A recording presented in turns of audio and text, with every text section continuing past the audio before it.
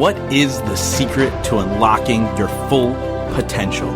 What makes your idols any different than you? How do you become the person you've always wanted to be in life? This is where you get all of your questions answered. My name is Justin Shank, and I sit down with some of the most epic individuals who are changing the world with their actions in business and in life. We discuss how they did it, why they pushed themselves, and more importantly, how they were able to focus on continuous growth to achieve their dreams. Welcome to the Growth Now movement. This week, I sit down with Benj Heard. Some of you may know Benj from the last Growth Now Summit that I did virtually, where him and Katrina performed live for you guys and absolutely blew you guys away. And I knew I needed to bring Benj onto the show, share his story, share his journey, because it really is amazing talking about, for at first, kind of signing up for what was comfortable and then stepping away from that and stepping into something uncomfortable to pursue his dream as a musician, and how that grew and evolved and how it's really come back to his original purpose of being a musician. But here's a little bit about Benj. Benj is an accomplished songwriter, producer, and artist based in Los Angeles. Growing up as the youngest of 5 boys and 1 girl in Oklahoma, Benj learned the intricacies of 6-part harmony while singing with his siblings. It was in this environment that he became immersed in the classic melodies and harmonies of the 40s and 50s music, which has since influenced every aspect of his career as a platinum songwriter and a producer. As an artist, his music has been represented brands such as Apple, Microsoft, Google, Nikon, Samsung, the NFL, Virgin America, just to name a few. And he truly is an extremely talented individual. Plus, you guys are going to love his journey. Oh, and don't forget to stick around to the end of the episode where you get to hear one of Benj's songs. And then after you hear it on the podcast, make sure you go find him on Spotify and subscribe. Now, before we get to that episode, I just mentioned the last virtual summit. I want to remind you guys that the second one is coming up February 18th and 19th, 2021. You can actually head over to growthnowsummit.com, grab your free tickets, and join us to learn from some of the amazing guests that I've had on this show. How to grow your business, how to level up. We have a yoga class involved, how to start a podcast. I'm actually going to be teaching secrets that I've never shared before publicly for free for you guys during the event. We're going to talk about so much, and you guys are absolutely going to love it. You're going to learn, you're going to grow, and you're going to have a ton of fun. So growthnowsummit.com, grab your free tickets today, and we cannot wait to see you there. Now, without further ado, let's get to the episode with my friend, Benj Heard. Benj, welcome to the show, man. Thanks for having me. Yeah, dude. Justin. Ow! We'll have to do that. So explain why you did that. Because every time I hear your name, I think of that Justin Timberlake song. Where the hype man in the background goes, "It's Justin," and then Justin Timberlake goes, "Ow!" So I'm gonna make you a ringtone. That's amazing. So we were actually in Florida for the thing back in early November. Yeah, we traveled during COVID.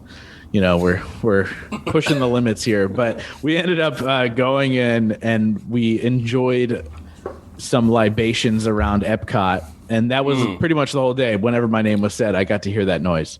That's true. We did drink around the world successfully.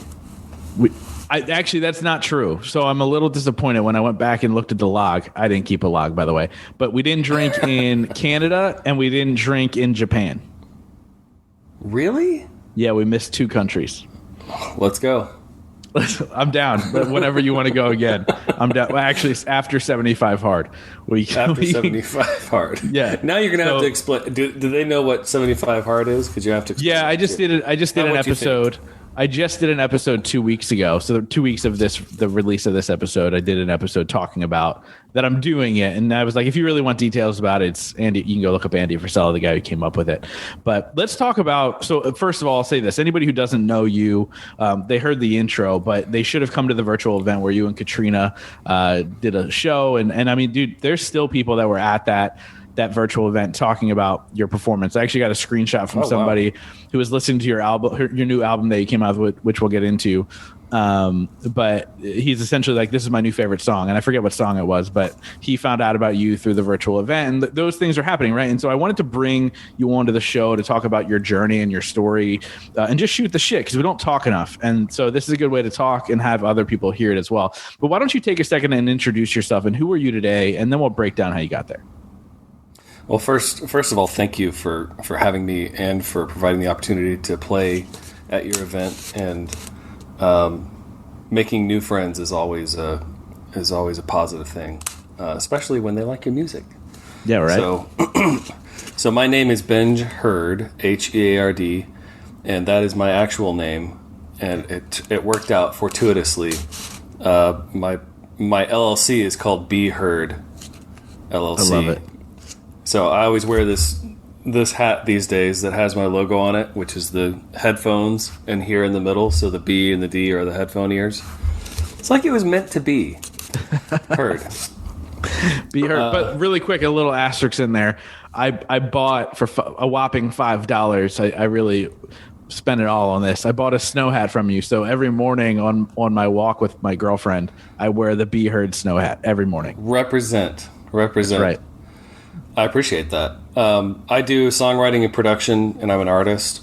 And that's been a transition that's been happening over the last 10 years, is finally realizing that I was previously writing for other people and producing for them, and I was doing a little bit for myself. But thanks to a lot of people that have believed in me and encouraged me, including our mutual friend Katrina, I've come to the realization that I should bet on myself. And so I've been transitioning into really making me as an artist a priority.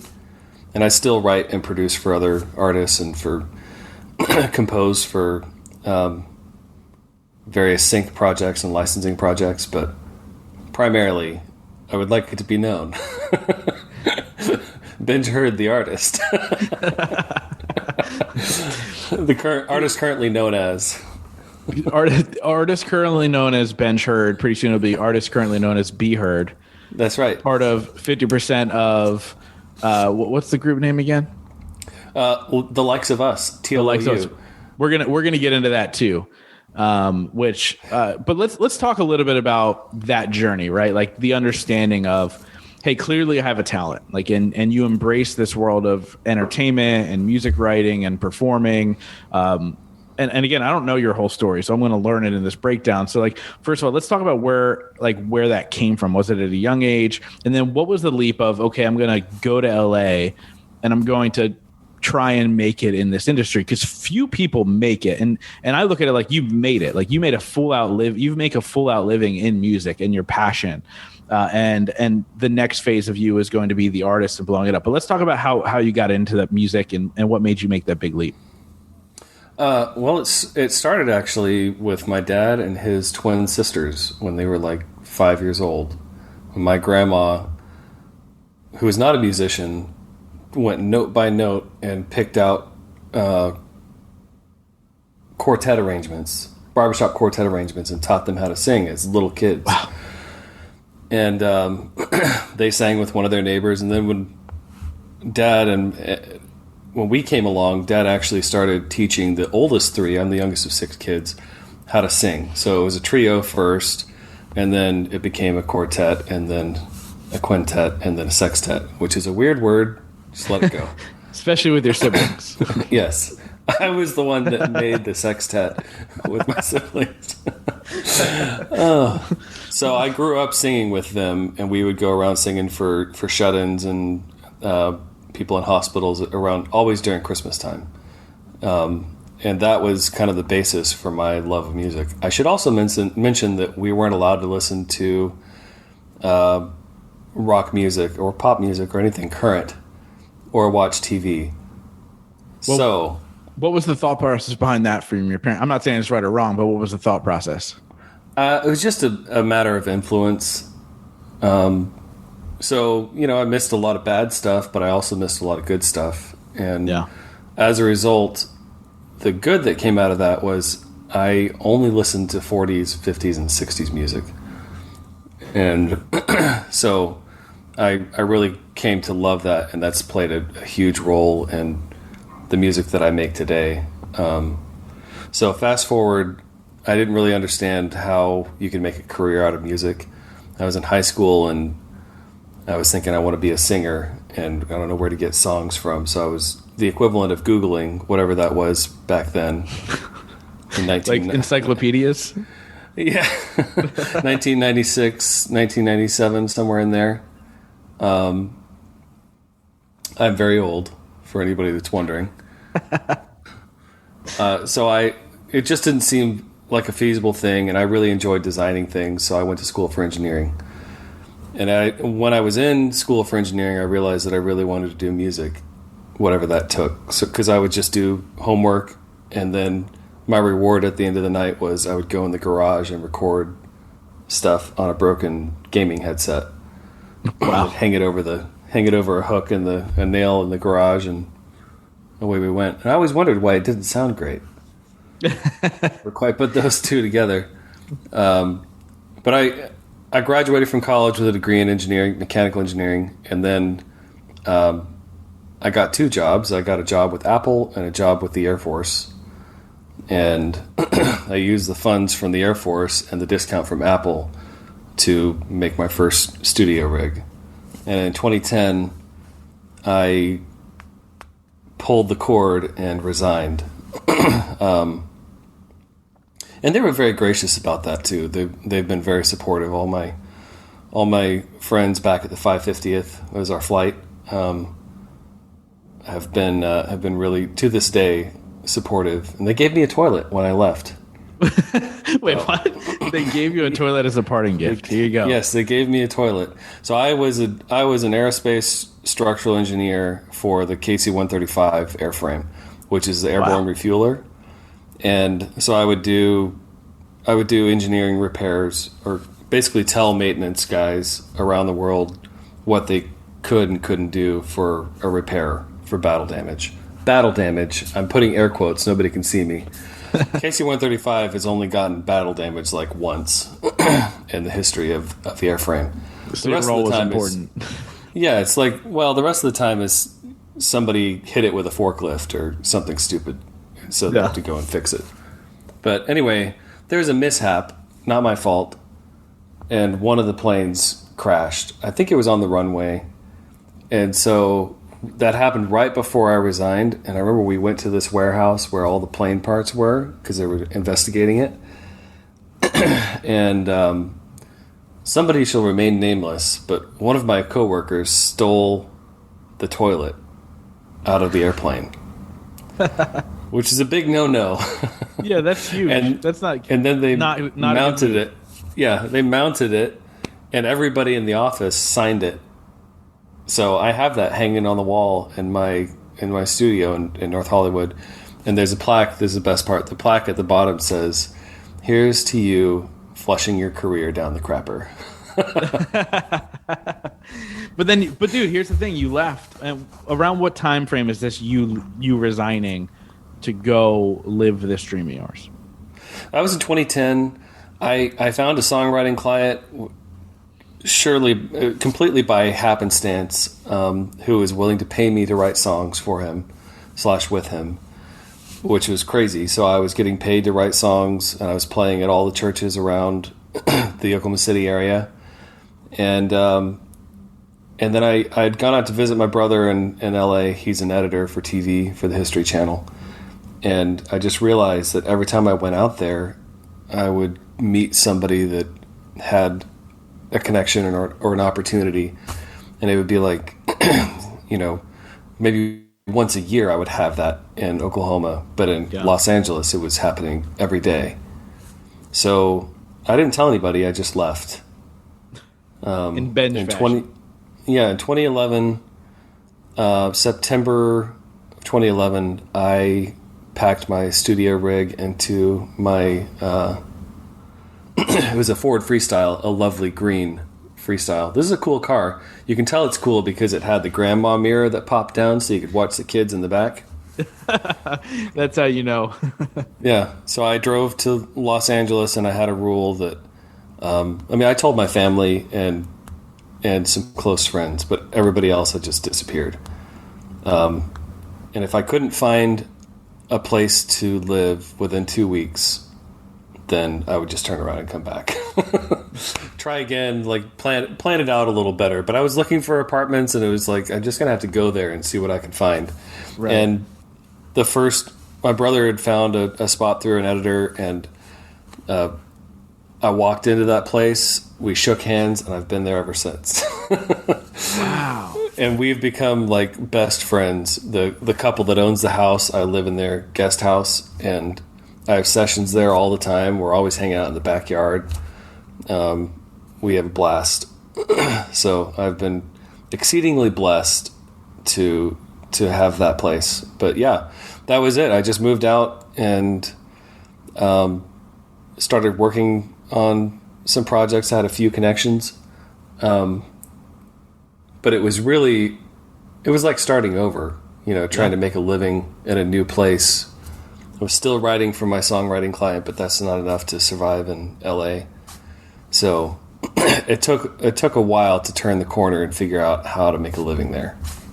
For sure. Yeah. So, it's wild because I've known about the music industry for a number of years, just because I have a buddy who you've met that was in the music industry, and I saw how it worked on a macro level, right? Like the Warner Brothers, Mm-hmm. they were with Warner Brother Records, and I saw all that goes into it, and then I went to LA, and when I was much younger, we went out to a number of places with a bunch of his friends, and you start talking with people, and you realize every single person in this city is trying to make it in the music industry, trying to be an actor, trying to do all these things. Very rarely do they actually do it. They end up and actually, I think I'm going to have Nick on the show because I think it's a cool story. But he's got a regular job, right? But he's still teaching dance and still living in his passion and still doing all these things. But that's what happens a lot of times. Like you go out there with this big dream and you end up, succumbing to the waiter job or the whatever. And so, what was that like? Like trying to navigate this dream of yours, not necessarily being clearly defined, but you going, I'm just going to go out and try. Like, what did that look like trying to piece all those things together? Well, I think from the beginning, this has always been an evolution, which is really difficult for me because I hate changing direction. I like to say, like, this is what I'm going to do, and then I do it. Rarely works out that way. But when I first started doing music, I didn't know anything, so I was like, well, I can sing, so I want to be a singer. And then I got into production. I was like, oh, this is amazing. You know what? I don't want to sing anymore. I just want to do production. And then into songwriting, like, okay, screw production.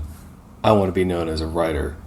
And it went through that whole evolution to get back to being, I want to be an artist again. And to go out to Los Angeles, really in the I want to be a writer phase, it was a difficult transition because writers don't make any money. Yeah. Times have changed, and the statutory rate, which was set back in 1971, which was 9.1 cents a song on an album. Like every time they sold a record, then the writer would get paid 9.1 cents, split among all the writers. Ugh. And that's still true today. So there's just not any money for the writers. But enter Katrina. I'd done some licensing stuff, but I was mostly focusing on TV, and that is a really highly competitive space. Yeah. And a mutual friend of ours said, hey, you guys should check out this website. It's a micro licensing site. So people it's opening the door to anybody from YouTubers and little small companies to all the way up to big licensing opportunities. And Katrina was the one that really looked at what we were making from that website and extrapolated it out and said, this is a way that you can make a living doing this. And which was brilliant because I've always like resisted the business side of music. I've always just wanted to be the blissfully ignorant creative, and much to my dad's chagrin, because he's a businessman, a self-made. He built his own business and supported his family, and he's always tried to instill those things. And over the last 20 years, I've come to his point of view, and I think he's brilliant. And that kind of mindset has really helped me in transition into a point where, only 5% of, at least in the music scene, only 5% of people that are trying to make a living are able to. Wow. So everybody else has to have a side gig or whatever. And it's not because I'm amazing that I'm able to do this. I think it's the principles that my dad has instilled in me, as far as changing the way I think about the business, and influence of friends like Katrina, and lots of hard work, and I think most importantly, being willing to settle for less, because just because you make a living doesn't mean it's great. I didn't say it was a great living. It's getting better. Well, and that's good, and that's the compound effect of all the hard work, right? Like, how many songs do you have to write to get something that makes you money? Mm-hmm. You know what I mean? Do you know that number? Well, that is something that you can kind of extrapolate out. You can't predict success in this business. Like, the only thing you can do is be prepared. So we wrote a song in 2015 that was a really great song. Didn't really get anything. And last year, in the middle of pandemic, we had the biggest license that we'd ever gotten, a direct license, so there was no middleman to split the money with. And it was off that song. And it was seemingly random.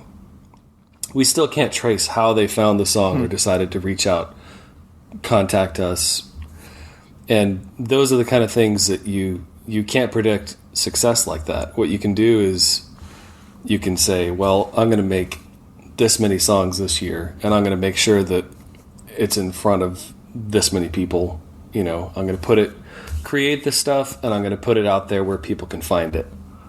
And that's kind of the best you can do. So you can take success from a certain source and extrapolate out, like, well, I gave them 20 songs and I made X number of dollars from it. So if I give them 40 songs, then I could maybe double that. But it doesn't really work that way. Sure. No, it makes sense, especially when you have that one random reach out from somebody and it's your biggest license deal ever, right? Yeah. Those are the things that you don't know. But to take that out of the music industry and relate that to things that I do, whether it be through social media or podcasting or whatever, there's still, my podcast does well across the board, but there's still episodes that all of a sudden have this massive spike.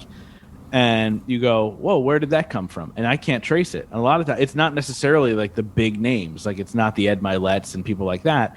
And you're like, wow, where'd that come from? Where are these people coming from? And it's very hard to track, but it's about consistently knowing, what do I have to do to ensure the long-term success of this show, of my business, or even, say, social media. Like, how often are you posting on social media and all that stuff? There's certain things that do better than others. Like, let's be honest, I have well thought out social media posts, and then they don't do well, and I thought they were going to do phenomenal, and then I post a picture of me in different Christmas pajamas than my girlfriend and her kids, and it blows up. And I'm like, all right, I guess that's where I gotta live.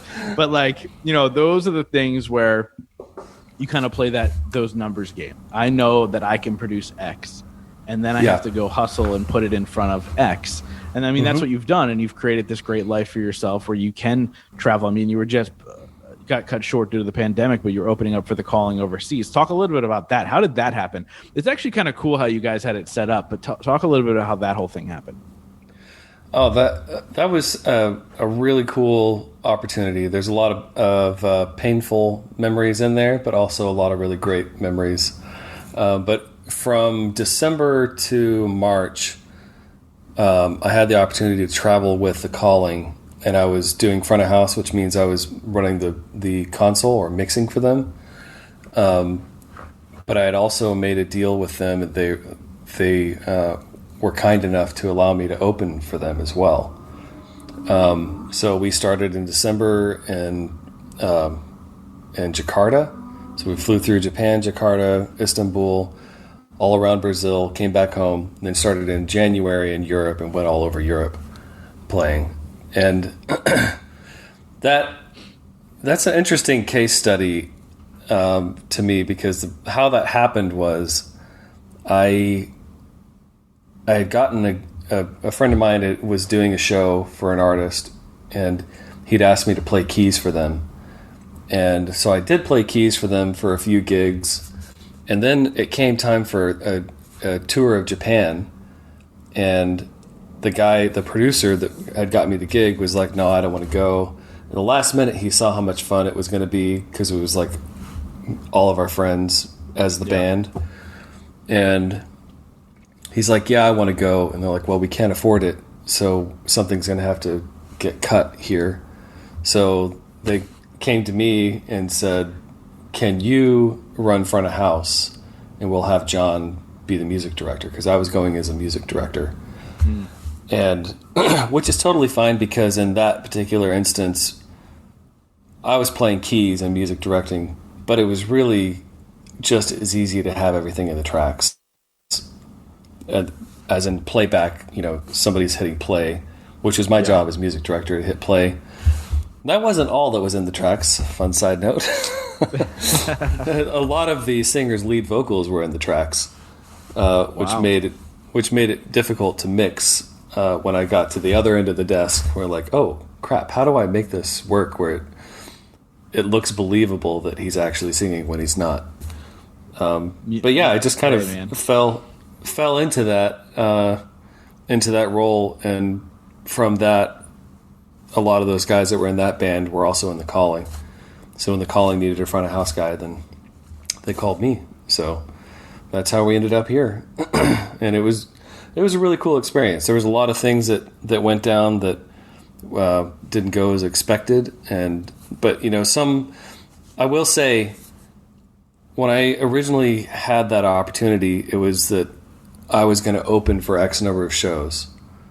And something happened with the booking, and the booking guy had overbooked and had sold opening slots, and had basically sold my opening slot. And so Alex Band of the Calling, and the guys Dan and Travis and Joey were very honorable and said, no, we're gonna have you open regardless. So there's 3 bands before the Calling, and they're like, okay, so you're running sound, so just get out there and you can set up the mics and whatnot. And they just turn around and play some songs, like right before us. And which is the prime spot, because nobody's there for the first band. Yeah, nobody cares. They're all waiting for the Calling. Yeah, so it was really it turned out to be a great thing. But what I would do is I'd go out on stage and I'd be like checking mics and guitars and whatnot. And then I had the iPad. I was running everything from an iPad, so I had the iPad, and I would just unmute the system and like, hey, can you guys, everybody hear this? I'm like, yeah, we can. And they're like, okay, I'm just going to check the mic real quick. And it was such a great moment for me every time, because nobody was expecting it. Right. They all considered it as just like, oh, this is a sound guy. And then I would sing and play a song, and when their expectations are so low, it's really easy to be impressive. So it was always like a super fun response, and those are some of my favorite shows, because people were just like, whoa, what is happening here? This is so exciting. And they all felt like they were discovering something, which is really important in building fans, I think, is that people feel like, I found this is mine. Yeah. So that was a really cool experience. Yeah, and it's super interesting. I wanted to switch gears here really quick and talk about that, how you became this writer, and you started licensing your music, and now you're shifting back to, I want to be Benj Heard, the artist, which was your original dream, and you're shifting back to, that's who I want to be. What was that journey like mentally, to number one, because you had said some people had to convince you, that this is your gift and you should do these things. What was that journey like internally for you to finally accept and go, okay, I'm going all in and I'm doubling down on myself? That was it was a slow build because I had some ill-fated shows that I played and projects that I'd done as a solo artist early on. And this comes back to consistency, that those are just growing pains. I know that now, that everybody's got to suck. Yeah. You've got to start out really sucking at what you do. Yeah. But if you keep doing it, you'll get better. But I grew to really hate sucking and being a solo artist. And I was good at doing writing and production. So I'm like, well, I'm just going to do this, because those are some really embarrassing experiences, being on stage and being terrible. And I probably wasn't as terrible as I think, but I was terribly unprepared. So what I've learned is that the more I play and the more I do this, the more confident I feel. And it's a different part of your brain that is activated when you're actually performing than when you're practicing. And so for me, I could practice until I'm blue in the face, but it all goes out the window the moment I step on stage. So I have to play a ton of shows as practice to get to the point where I feel confident as an artist. That's interesting to me. So why do you think that's the case? Like, what is the switch? Like, everything just disappears? Do you think this happens for a lot of artists? Like, what's that thought process? This may be complete BS, but I feel like your brain accesses memory and through different paths. And I have a really terrible memory, so I can't remember lyrics at all. Even my own lyrics, I have to have like a little teleprompter. Sure. And I've tried all the tricks where it's like, okay, write it down in your own hand and, memorize small sections and have like little, there's a whole bunch of tricks about like keywords and whatnot, but none of it has worked. The only thing that's worked is actually doing it on stage. And I think it's because, for some reason, I'm accessing that information from a different neural pathway. But also, when you're practicing by yourself, there's no distraction. There's nothing else for you to think about. Yeah. So when I'm on stage, all sorts of things are going wrong. And there's all sorts of things happening in the room. So I kind of have to get to a point where I've done it so many times that it's almost autopilot in that scenario. So I don't know if that happens for anybody else, but yeah. It makes total sense. I mean, I think about, very much when I speak, I can do my talk till I'm blue in the face as a practice. But when I go do it live, it's always different. Whether it's because I forgot a part, or I decided in the middle of it I should add this, or you're playing off of the people that you're speaking to. Oh no, I lost all of that stuff. Can you hear me or no? Started losing I hear you. You froze for a second. We're good. Okay, cool. Yeah, but realistically, when I look at that, I go, it's very much the same, and it's because I imagine you're feeding off the energy of the people in the room, and then all of a sudden you're sent off into a different direction. Yeah, I think it is. There's so many little things that can throw you off and ruin your night. And you're very familiar with that, with people in the audience doing really, really bizarre things in the middle of your talk that you don't expect. But, next time that happens, it's going to be easier. And that stuff happens for me every show. It's very rarely exactly as you planned. And I think it's just a matter of doing it enough that you've experienced pretty much all of them.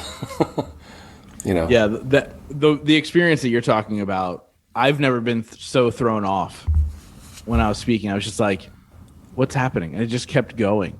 And I don't want to get into details, but I was just blown away by all that. But I will say this, I mean, I've had other distractions. One of the funniest distractions ever, I was speaking at, I think it was Podfest, and there was about 200 people in the room, and just speaking on podcasting and doing all these things. And I got introduced to somebody, or by somebody who I had mentored through the podcasting phases and helped him with his podcast. And his podcast was a health podcast.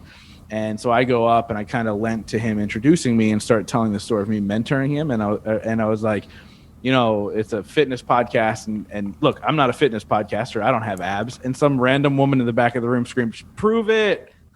And I was like, I don't know how to react to that. So did you prove it?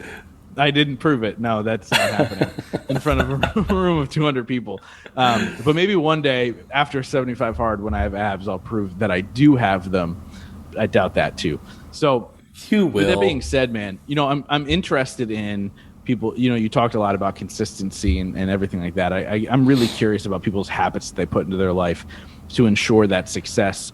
And the cool part is with this podcast, I've had the honor of interviewing some of the most successful people on the planet. And so that's why I want to have you on the show to talk about your successes. So my question for you is kind of a two-parter. The first thing is, what is your definition of success? And the second part of the question is, what are 3 things you do every day to ensure that success for yourself? That is a great question. And that's me verbally pausing to think.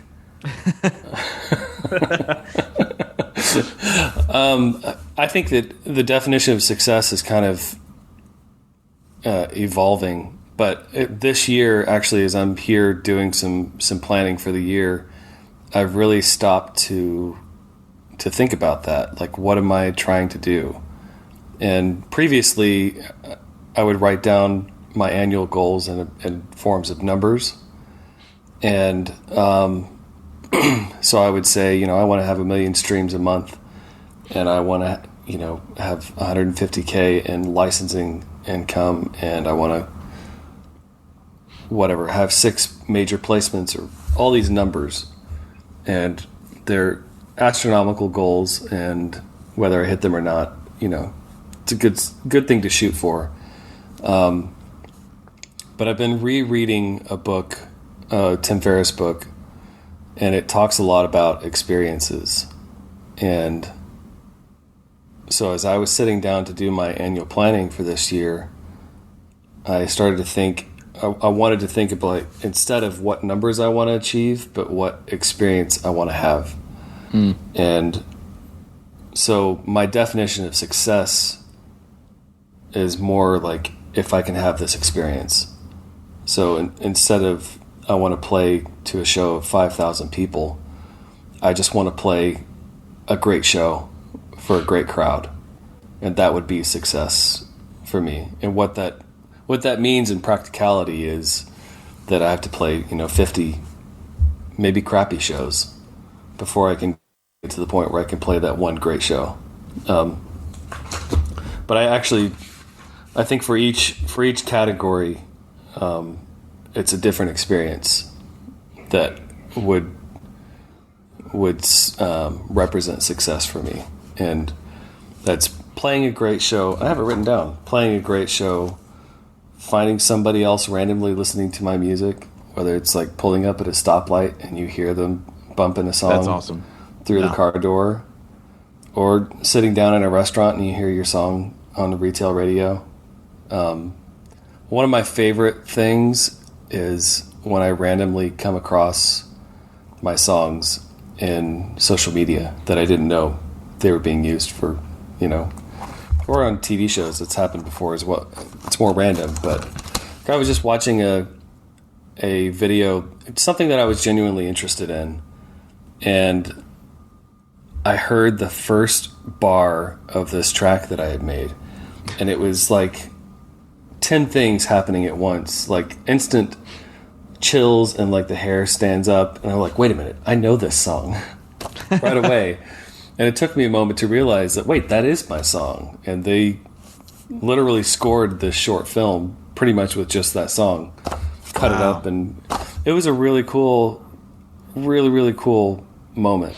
And for me, that those experiences are add up to my definition of success. Obviously, I want to be able to eat, and really, I just want to be able to fund more experiences. Yeah, dude, I'm on the same page as you. Like I don't ever chase money. You know, I chase experiences. I chase fulfillment. I chase what makes me happy. And I realize that money just happens, right? Like if you set, like, you know, I had a goal in 2019 of having 150 people at Growth Now Movement Live. We had 160. What that ended up doing financially for me was good, right? Like that's a win, but that wasn't the goal. If my goal was to make X amount of dollars, I wouldn't have hit it. And so like I love you flipping the script on that idea, because what you're going to find is more passion gets poured into every single action you take. You know what I mean? I couldn't imagine.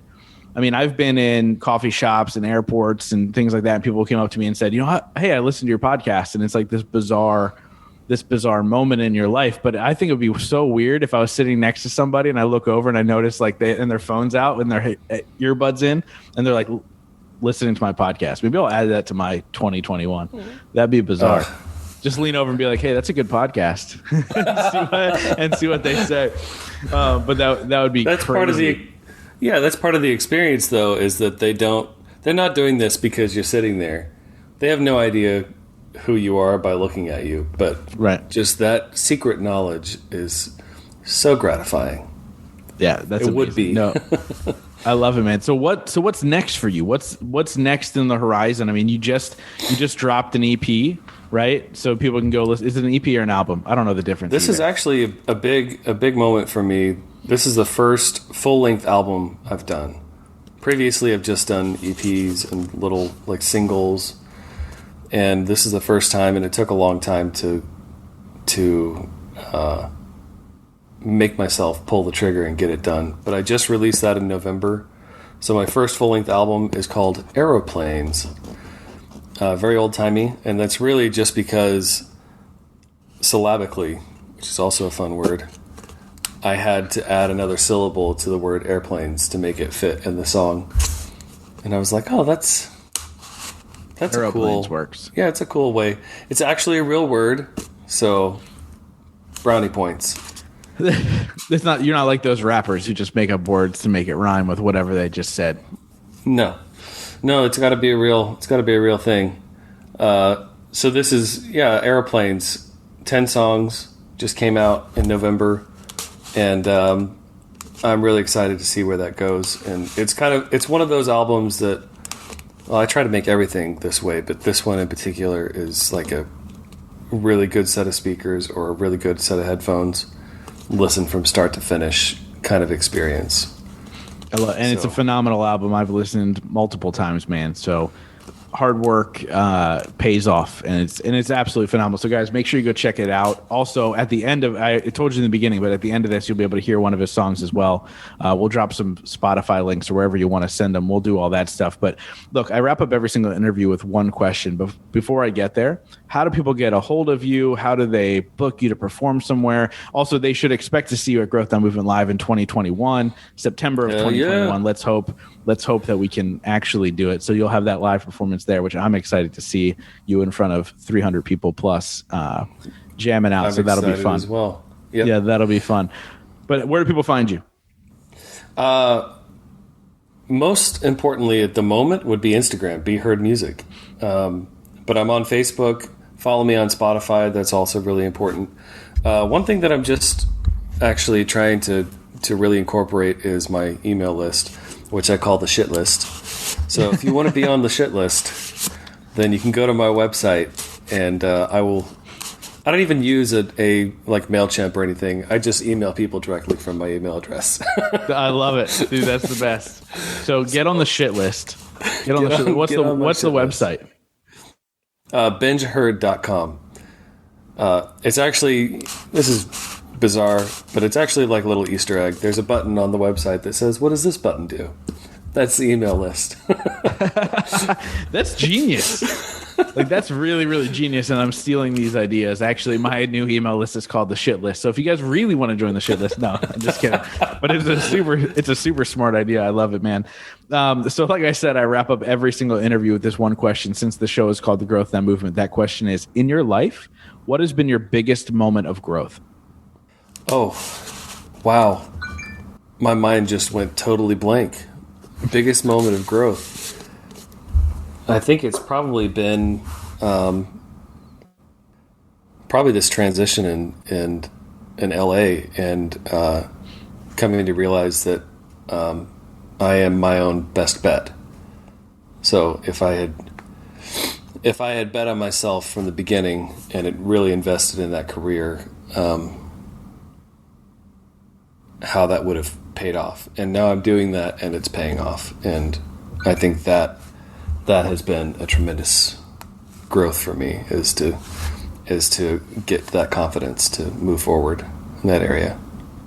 Dude, I love it, man. So you got to make me this promise. When you go platinum with your next album, do they still have platinums? But when you go platinum in the next album, you got to come back on the show, and we'll share that part of the journey. Don't big time me at that point, man. But I'm excited to see where it goes. Thank you so much for being a friend, and thank you so much for coming on and sharing your journey, man. Can't wait to hang out with you again. Hopefully it's before September of 2021 we get to hang out, but if not, I'll see you in September.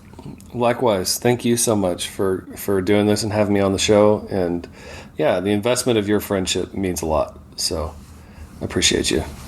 Thanks, man. Man, I love that guy, and I hope that you guys enjoyed the conversation I just had with Benj. Now, as promised, I wanted to share one of his songs with you here on this podcast. This particular song is my favorite of his. It's called Another Man's Medicine. He actually gifted me 2 shot glasses with some sayings from this song. Now, I don't take shots. I'm a little too old for that, but I loved the shot glasses. They're in my cabinet now. But without further ado, here's Benj with Another Man's Medicine.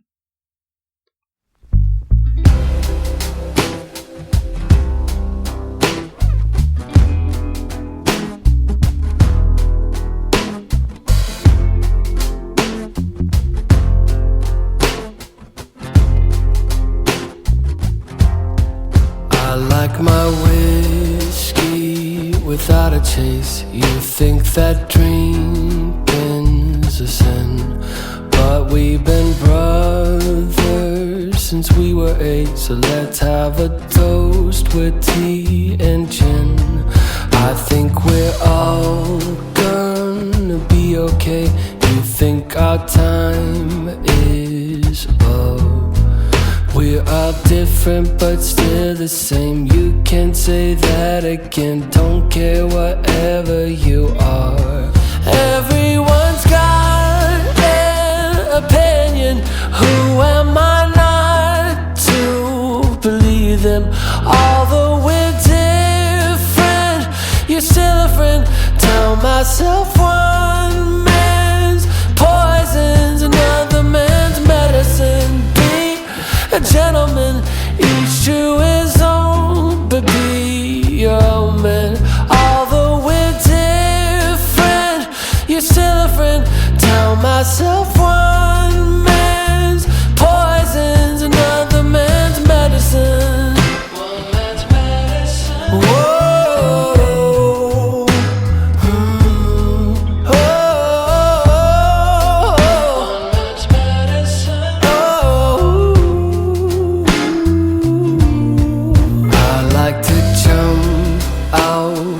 Aeroplanes, you keep your feet on the ground. I like to be up here on the stage, strumming these strings to make a sound. You think the world's bound to fall apart. I think we all need a change of heart. We're all similar, but we're not. Show my hand what you got. Don't care whatever you are. Everyone's got an opinion. Who am I not to believe them? Although we're different, you're still a friend. Tell myself one man's poison's another man's medicine. Be a gentleman, each to his own, but be your own man. Although we're different, you're still a friend. Tell myself one man's poison's another man's medicine. One man's medicine. Oh.